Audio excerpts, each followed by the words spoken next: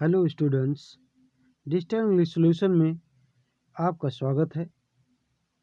आज मेरे वीडियो का विषय है एडवर्ब क्लास ऑफ रीजन के प्रयोग द्वारा complex sentence banana.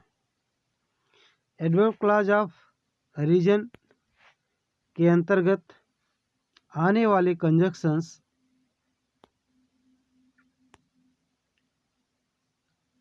Since, because, as हैं। इनका प्रयोग उन वाक्यों को जोड़कर कॉम्प्लेक्स सेंटेंस बनाने के लिए किया जाता है जिनके बीच में कारण एवं परिणाम का संबंध होता है। स्टूडेंट्स, यदि आप नोट बनाना चाहते हैं तो इसका स्क्रीनशॉट लेकर के आप अपना नोट भी बना सकते हैं। तो कॉम्प्लेक्स सेंटेंस बनाने की 3 विधियां आप होती हैं, जिसमें नाउन क्लास, एडजेक्टिव क्लास के प्रयोग द्वारा कॉम्प्लेक्स सेंटेंस बनाने की विधि मैं आपको बता चुका हूँ, और ये एडवर्ब क्लास के प्रयोग द्वारा कॉम्प्लेक्स सेंटेंस बनाने की विधि है। इसको हम क्लास के भाव के आधार पर 9 भागों में बांटते हैं। तो इसमें कारण और परिणाम वाले वाक्य को जोड़ने के लिए इस विधि का प्रयोग किया जाता है।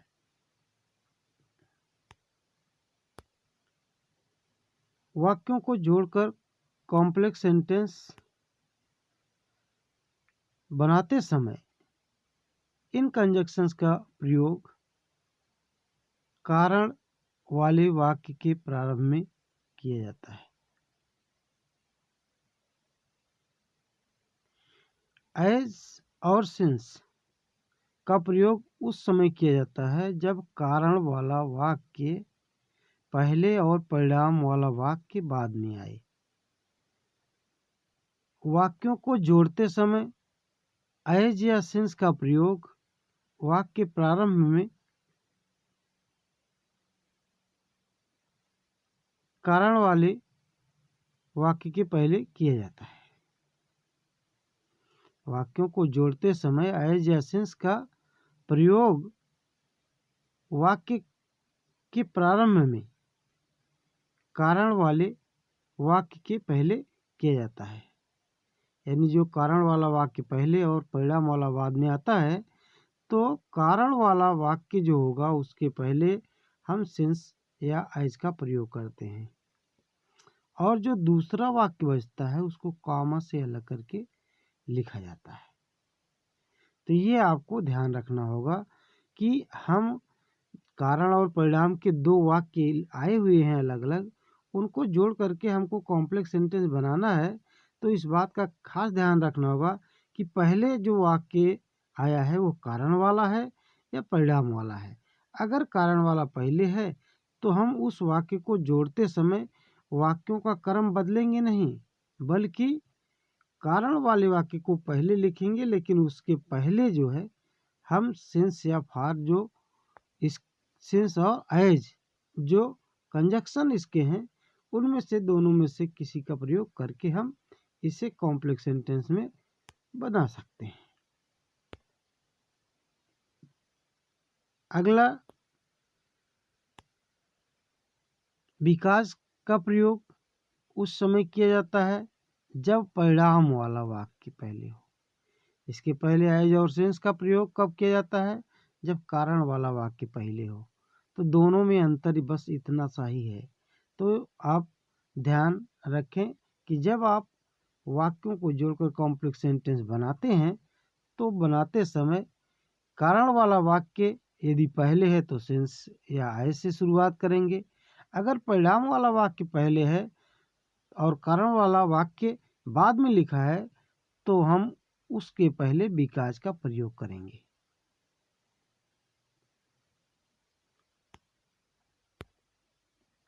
अब आप ये एग्जाम्पल के माध्यम से समझ सकते हैं।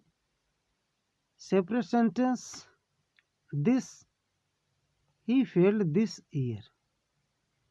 He is weak, he failed this year, he is weak, वह, इसका अगर हम हिंदी अनुवाद निकालें तभी हम कारण परिणाम इसका स्पष्ट कर सकते हैं। ही फेल्ड दिस ईयर, वह इस साल फेल हो गया।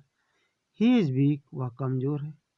तो उसका फेल होना और उसका वीक होना ये उसका कारण और परिणाम है। इसलिए हम पहले देखते हैं कि पहले हमारा ही फेल्ड दिस ईयर ये परिणाम वाला वाक्य है, कारण है ही इज वीक। तो जब परिणाम वाला वाक्य पहले और कारण वाला वाक्य बाद में आएगा तो दोनों जोड़ने के लिए हम दोनों वाक्यों को किसका प्रयोग करते हैं? विकास का प्रयोग करते हैं। तो ये आप अच्छी तरह से समझ गए होंगे कि कारण वाला वाक्य बाद में आया है और परिणाम वाला वाक्य पहले आया है, इसीलिए हम दोनों को जोड़ने के लिए विकास का प्रयोग कर रहे हैं। तो इसी तरह से अगला वाक्य है the thief had run away, the police arrived late. चोर भाग चुके थे, पुलिस देर से पहुंची थी। तो पुलिस देर से पहुंची और चोर भाग चुके थे, तो दोनों में कारण और परिणाम का संबंध है। इसमें भी परिणाम वाला वाक्य पहले और कारण वाला वाक्य बाद में है, इसलिए इसमें भी हम विकास का प्रयोग कर रहे हैं। Everybody respects him, he is honest man.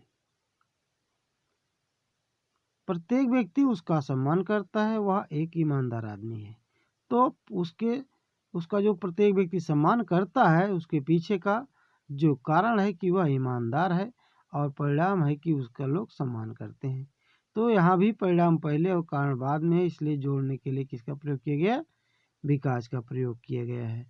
तो वाक्यों को जोड़ते समय इस खास बात का ध्यान रखना होगा आपको। अगला है ही वॉज इल और ही वॉज एब्सेंट टुडे। तो इस वाक्य में ध्यान से देखें तो पहले कारण है और कारण क्या है? बीमार होना। बीमार होने का परिणाम क्या हुआ? वो आज एब्सेंट था। इसलिए हम यहाँ पर देख रहे हैं कि कॉम्प्लेक्स सेंटेंस बनाने के लिए यहाँ पर सबसे पहले सेंस का प्रयोग कर दिया गया। क्यों? क्योंकि आपको बताया था कि कारण वाला वाक्य यदि पहले आएगा तो सेंस का प्रयोग पहले करेंगे और दूसरे वाक्य को कामा से अलग करके लिखा जाएगा। अब आप देख सकते हैं कि जो सेकेंड सेंटेंस है इसमें Mohan is poor, he can not पे हिज फी। तो मोहन गरीब है, वह अपनी फीस अदा नहीं कर सकता है। तो हम क्या कह रहे हैं कि यहाँ पर भी हम देख सकते हैं कि जो कारण है poor, Mohan is poor, Mohan गरीब है, यही कारण है।